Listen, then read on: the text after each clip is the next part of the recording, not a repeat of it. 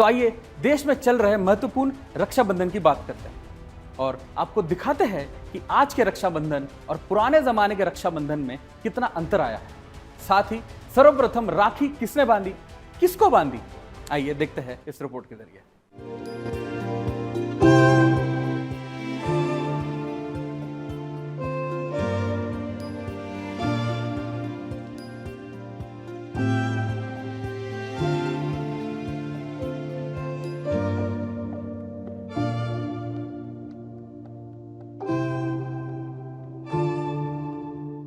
राखी का त्योहार यानी भाई बहन के प्यार का त्योहार। हम अपने भाई बहनों से कितना भी लड़ ले, लेकिन उनके बिना रहा भी नहीं जाता।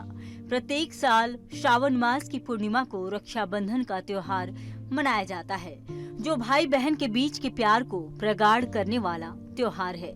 जहां बहन अपने भाई की रक्षा के लिए उसे राखी बांधती है, वहीं बहन अपने भाई की रक्षा का वचन देता है। इस साल 19 अगस्त को मनाया गया।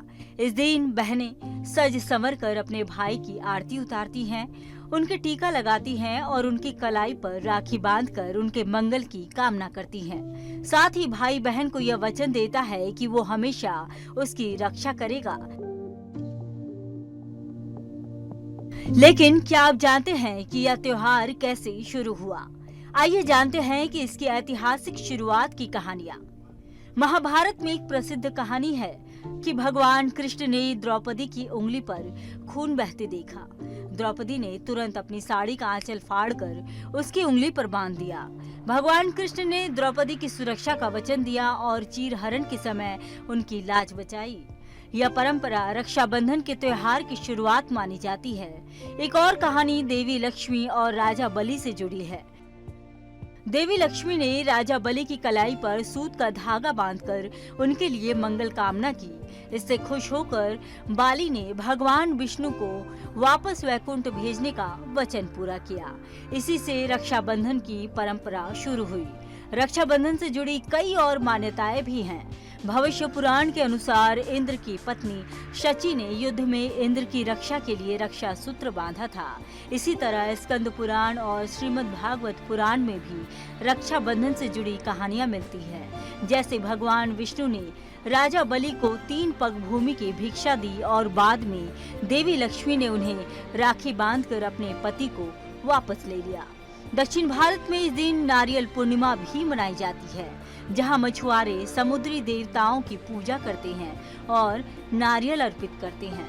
तो दोस्तों, रक्षाबंधन के इस पर्व को मनाने की अनोखी कहानियां हमें बताती है कि यह पर्व सिर्फ भाई बहन के रिश्ते का उत्सव नहीं, बल्कि हमारी पुरानी परंपराओं और विश्वासों की भी प्रतीक है। और ये विश्वास है रक्षा का, जो आज के समय में ये केवल मॉडर्न फेस्टिवल बन गया है। Bureau report, Sudarshan news.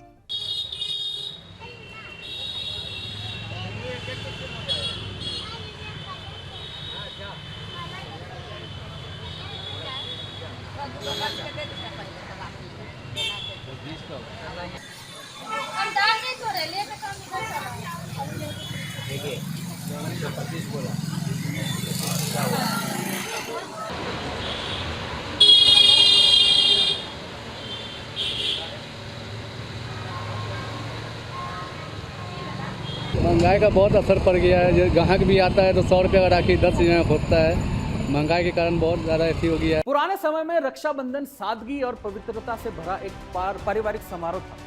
बहनें भाई के कलाई पर राखी बांधती थी और भाई अपनी रक्षा का वचन देता था।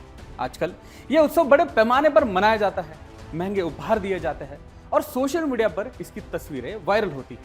पहले राखी एक पवित्र धागा होता था जिसे हाथ से बनाया जाता था, लेकिन आजकल बाजार में हर रंग और डिजाइन की राखियां उपलब्ध हैं और राखी के साथ साथ महंगे उपहार भी दिए जाते हैं। धार्मिक महत्व की तुलना में आजकल यह त्योहार एक सांस्कृतिक उत्सव के रूप में मनाया जाता है, जिसमें दोस्त और सहकर्मी भी शामिल होते हैं।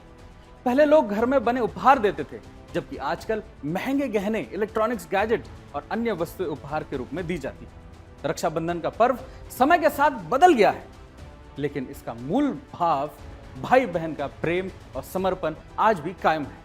हमें इस उत्सव के सामाजिक और धार्मिक महत्व को समझते हुए पारिवारिक मूल्यों को मजबूत करने की दिशा में काम करना चाहिए।